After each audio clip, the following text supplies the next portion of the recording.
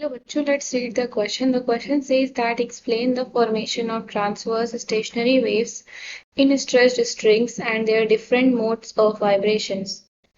तो यहाँ पर आपको जो स्टेशनरी वेव्स होती हैं स्ट्रिंग में जो बनती हैं उनके फॉर्मेशन को एक्सप्लेन करना है और उनके डिफरेंट मोड ऑफ वाइब्रेशन भी बताना है। तो सबसे पहले हम यहाँ पर की कॉन्सेप्ट में लिखेंगे कि स्टेशनरी वेव आपके होते क्या हैं। Stationery waves the waves stationery waves में क्या होती है, टू वेव्स होती हैं, two identical waves travel in opposite direction. तो स्टेशनरी वेव में क्या होता है कि दो आइडेंटिकल वेव्स जो होती हैं वो ऑपोजिट डायरेक्शन में ट्रैवल कर रही होती हैं। जैसे कि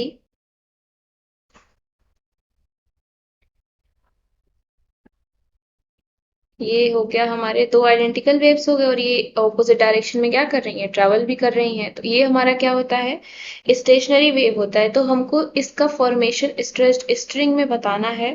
तो अब हम मान लेते हैं कि हमारे पास एक मेटल का वायर है। Let us consider a metal wire. एक हमारे पास मेटल की क्या है, वायर है, as compared to its thickness is called a string. तो हमारे पास एक मेटल की वायर है और हम उसको एक स्ट्रिंग के से कंपेयर कर रहे हैं। तो एक स्ट्रेस्ड स्ट्रिंग क्या होती है, स्ट्रेस्ड स्ट्रिंग एक ऐसी स्ट्रिंग होती है जो दोनों एंड पर फिक्स्ड होती है। A stressed string is fixed at both the ends. दोनों एंड पर क्या होती है, फिक्स होती है। तो जब इस स्ट्रिंग को प्लग किया जाता है मिड पॉइंट से, यानी कि हम मिड पॉइंट से उसको उठाएंगे। अब हम मान लेते हैं, जैसे इमेजिन कर लेते हैं ये दो पॉइंट है और ये हमारी क्या है, स्ट्रिंग है, ऐसे कनेक्टेड है। अब हम इसको इस तरीके से प्लग कर रहे हैं ऊपर की तरफ। तो ये क्या करेगी, जब हम ऊपर से प्लग करके छोड़ेंगे तो क्या होगी, एक रिफ्लेक्टेड वेव्स जनरेट होंगी जो आपस में ओवरलैप करेगी, यानी कि कुछ इस तरीके से ओवरलैप करके ऊपर जाएगी और इस तरीके से ओवरलैप करके नीचे भी आएगी। तो ये हमारी क्या होती है, यहाँ से हम देख सकते हैं कि जो यहाँ पे वेव्स हैं वो ऑपोजिट डायरेक्शन में ट्रैवल कर रही हैं, विच हैव सेम एम्पलीट्यूड। उनका क्या है, एम्पलीट्यूड सेम है। तो कुछ इस तरीके की वेव हमारी जनरेट होती है। तो यहाँ पर क्योंकि आपको बताना है कि कितने मोड ऑफ वाइब्रेशन हो सकते हैं, तो मोड ऑफ वाइब्रेशन बताने के लिए हम सबसे पहले देखेंगे कि वेव कितने तरीके से ट्रैवल कर सकती हैं। सबसे पहला है हमारा कि जब हम स्ट्रिंग को, क्योंकि हमारी वो दोनों साइड से फिक्स हैं, तो हम दोनों साइड से यहाँ पर फिक्स बना देते हैं और हम मान लेते हैं ये हमारी स्ट्रिंग है। तो हमने ऊपर प्लग किया तो दोनों साइड वो रिफ्लेक्ट बैक करती हैं। सो ये हमारा कुछ इस तरीके से हो जाएगा, लाइक दिस। तो ये हमारी क्या हो गई, स्ट्रिंग ए हो गई। ये हम मान लेते हैं ये ए है और ये बी एंड है। और यहाँ पर हम मान लेते हैं कि जो एल है वो क्या है, एल हमारा लेमडा के बराबर है। अब हम सेकंड देखते हैं, सेकंड किस तरीके से हो सकता है। अब हम फिर मान लेते हैं कि ये फिक्स्ड एंड है एक, और एक फिक्स एंड हमारा ये है। तो ये कुछ इस तरीके से ट्रैवल करे कि इसमें जो एंटी नोड बने वो दो एंटी नोड बने और तीन नोड्स बन जाए। तो ये कुछ इस तरीके से ट्रैवल करेगी। इसका मतलब हमारी वेव्स जो होगी, दो एंटी नोड बने और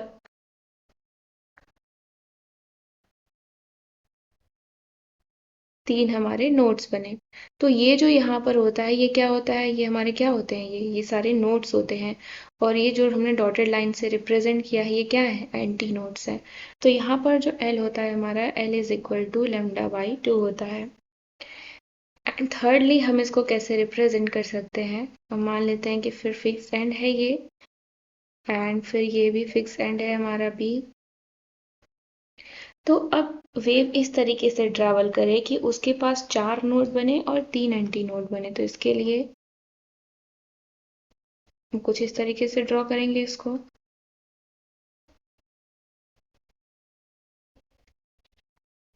तो यहाँ से हम देख सकते हैं कि 4 नोड बन रहे हैं और 3 क्या बन रहे हैं, हमारे एंटी नोड बन रहे हैं। तो यहाँ पर हमारा L क्या हो जाएगा, L इज इक्वल टू होता है यहाँ पर 3/2 टाइम्स ऑफ लैम्डा। तो अब हम सबसे पहले पहला मोड ऑफ वाइब्रेशन डिस्कस करते हैं। So first mode of vibration, first mode of vibration में क्या हो रहा है कि जो स्ट्रिंग है वो इस तरीके से एक सेगमेंट में वाइब्रेट कर रहा है कि 2 नोड बन रहे हैं और एक एंटी नोड बन रहा है।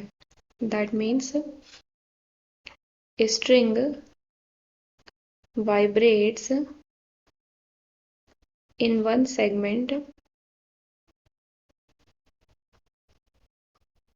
such that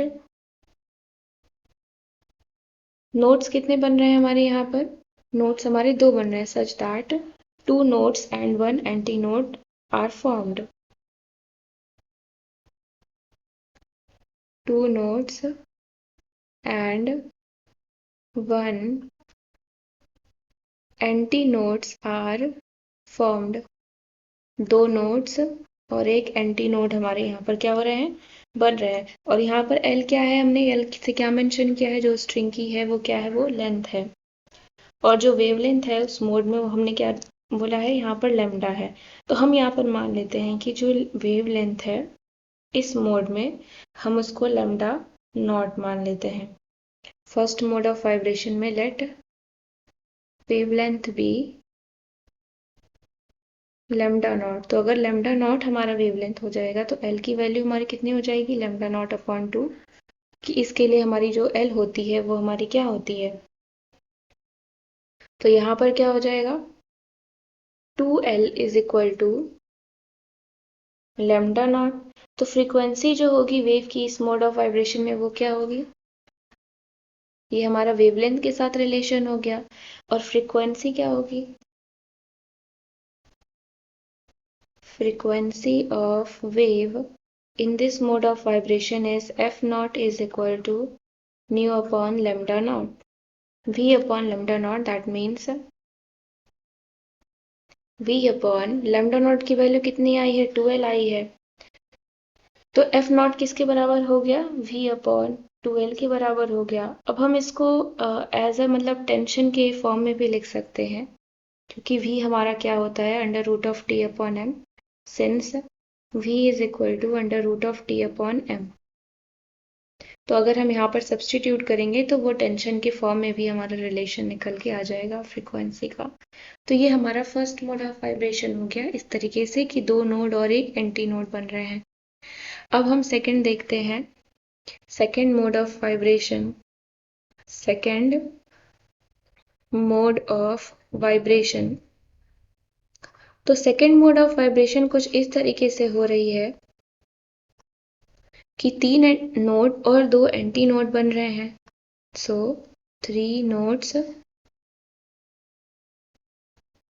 and 2 antinodes are formed. 2 antinodes are formed. और यहाँ पर हम वेवलेंथ मान लेते हैं हमारा लैम्डा 1 है, क्योंकि वहाँ पर हमने माना था लैम्डा नॉट है, यहाँ पर हम लैम्डा 1 मान लेते हैं। तो हमारे यहाँ पर क्या हो जाएगा, L इज इक्वल टू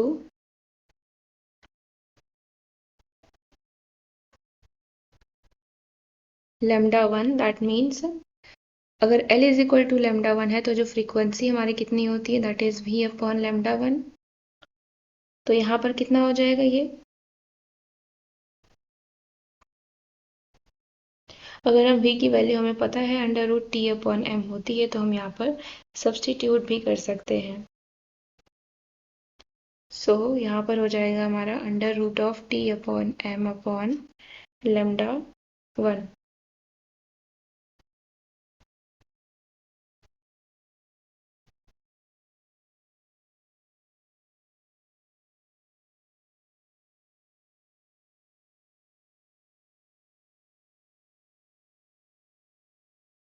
अब हम देखेंगे कि थर्ड मोड ऑफ वाइब्रेशन क्या होती है। Third mode of vibration,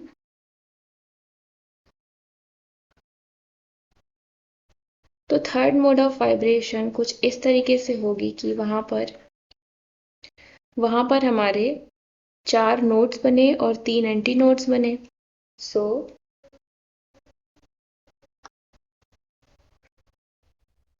4 nodes and 3 anti nodes are form.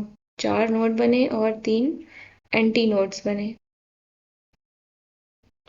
तो इसको भी सेम एज हमारा जो लेंथ हो जाएगा वो कितना हो जाएगा, जैसा कि हमने यहाँ पर मेंशन किया है 3 लैम्डा/2 हो जाएगा। सो यहाँ पर एल हो जाएगा हमारा 3 लैम्डा/2।